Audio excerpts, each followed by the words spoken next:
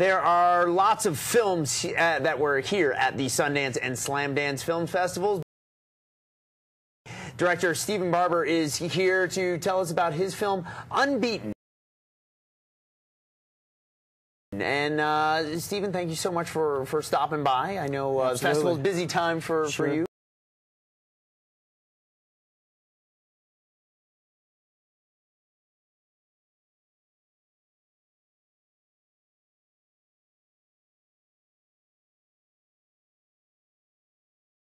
But a couple of years ago, big hit out of the Sundance Film Festival, Murder Ball, taking a look at the wheelchair rugby athletes. You're turning your attention, similar subject, different event. A little softer, a little kinder. Murder Ball did me a huge favor. They opened up the disability world to the general public.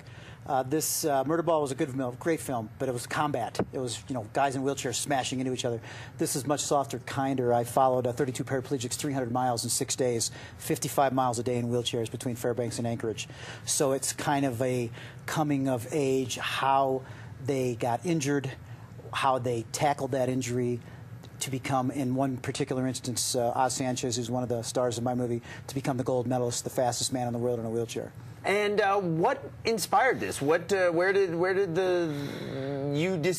you decide that wheelchair athletes was going to be the subject of your film? I'd love to tell your audience that I'm this really philanthropic, altruistic person. That wasn't the case. There was a guy in my unit where I live in Santa Monica who needed help. He was in a wheelchair. So I helped a guy in a wheelchair. That's how this whole thing started. And a good friend of mine, J.P. DeJoria, the CEO of Paul Mitchell, who's just an unbelievably altruistic, philanthropic guy in his own right, wrote a check. That's how it got started. We were just going to do a marketing video, and then when I got up to Alaska in '07, and I was looking at the footage, I had never been around anybody who in a wheelchair, really, but especially these extreme athletes. I was looking in the viewfinder, and I was looking at the footage. I was like, oh my God, this is a movie. I mean, it was just like that. So that's how it started. Tell me about some of the athletes that you decided to follow. As you mentioned, Paralympic champion, Paralympic gold medalist, but there's just some regular guys as well. Well, and that's how it started. There was three, Jeffrey Erickson, Chris Kohler, and Edwin Figueroa, all locally based Los Angeles guys. Jeff was the guy that I wanted to help in the movie, and then he brought his two friends, all very proficient. They do marathons, but definitely not world class. So we started with them, and the movie kind of morphed. And at the time I shot, I had no idea that Oz Sanchez and Ernst van Dijk and Alejandro Albor were the three best in the world, and they were there. I mean, I had no idea, because how could I? I didn't know anything about these people. And so that bode well for me, because I ended up following the movie. Morphed after the 6 days of shooting. I got them more money, and I followed them from different marathons. And then all of a sudden the Beijing Paralympics came up, and then I followed them over to the Beijing Paralympics.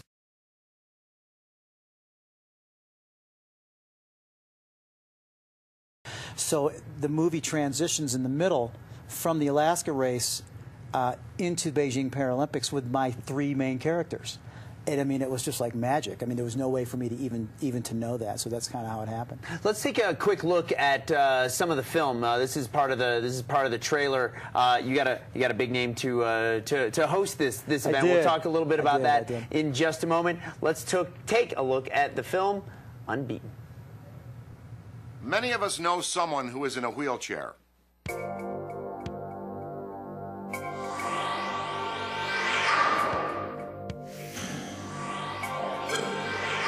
Or maybe we think we know them.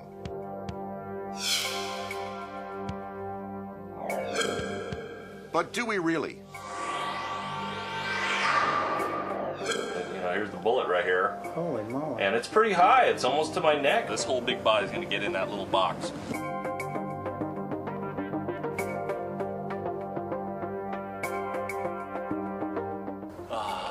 Stretch. He was driving down the Parks Highway and passed a bunch of wheelchairs racing down the highway. That was where the seed got planted. It was basically like 3 months away, to do the race. So I was like, oh my gosh, I better like grab my chair and try to, you know, get in shape for this. This is, you know, this would be crazy to try to take this on in such a short amount of time. I hadn't been too active in road racing in the last, you know, 4 or 5 years. My body was telling me, you know what, that's it. This machine, your animal is dead. Could we ever hope to understand the courage and determination he or she would need to face even a day without legs? All right. Go taking a quick look at this film. Dan Aykroyd.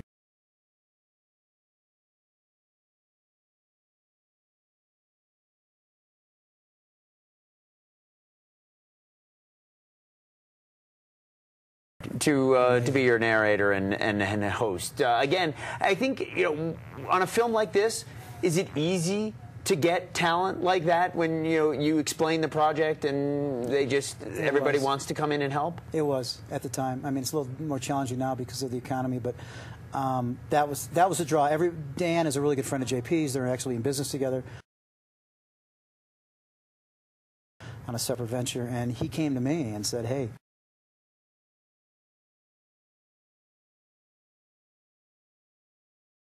and not only did he give me his voice for free, he wrote me a check.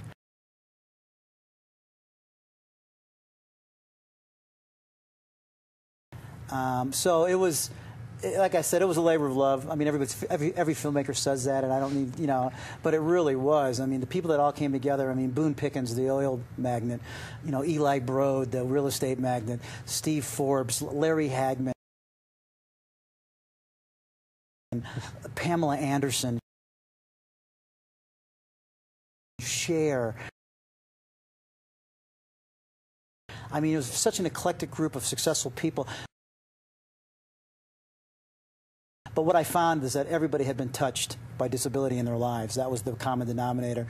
So they all just kind of writing a check was not a big deal for them. So. Now, I don't want to give too much away about the film, but you know, tell me, you know, did you know, you said you went into this, you didn't know who these guys were, you know, sort of went into it as a side project.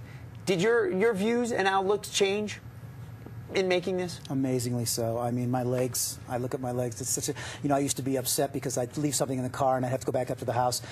Now I'm so pleased that I have legs that I can do that. I mean, I just have a whole different take. I'm a mountain biker. I used to do some pretty, I mean, I'm 49 years old now. I know I look 48, but I mean, I'm 49.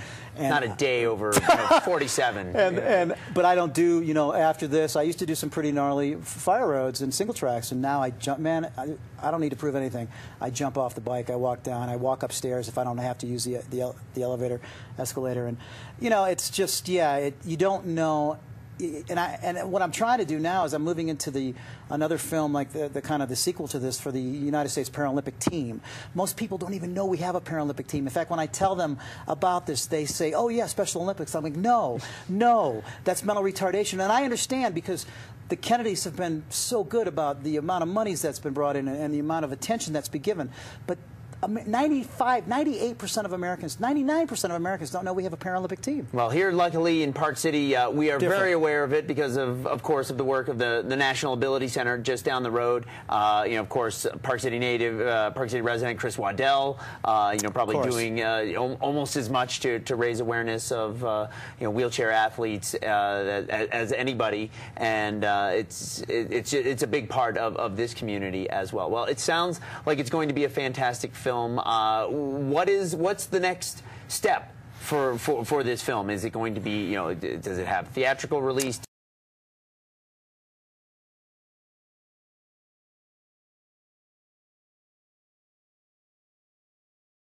TV rights? We're Oscar qualified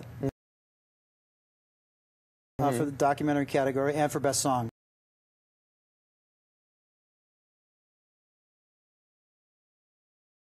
I had met Clint Black at the great legendary Clint Black. I met him at an event, and I asked. I'm not very shy. I ask wealthy people for money. And Clint said, "Well, why don't I write you a song?" I was like, "That's way better." So now don't ask me how because I can't explain it to you. But we're up against True Grit. We're up against Black Swan. We are on the top 41 for Best Song. which is funny because we wanted to get Best Documentary when we got passed, and then 2 weeks later I got an email from the Oscar committee saying we picked your song. So they're kind of apropos because there's lots of ways to win a race, and being on the song, although we submitted it for it, we didn't really think that was going to happen. So basically now it's just I'm raising money to do the United States Paralympic team to roll into London 2012, and I actually work with the National Ability Center up here, the Brofman Center. We had a premiere there last year, and that is one of the greatest centers on the planet Earth. And if people do want to get involved and they want to become a part of this this project, the next project, sure. Where do they go? They go to unbeatenthemovie.com. It's got all my contact information out there. More than anything, I didn't do this to make money. I didn't do this to win an Oscar. I probably won't. I'll probably fulfill my dream there. So it's never been about that. It's about I'd like to get this film to every spinal cord rehab in the country. I'd like to kind of do what the Kennedys did with the Special Olympics. Now I'm not a Kennedy. I'm a Barber, which means nothing.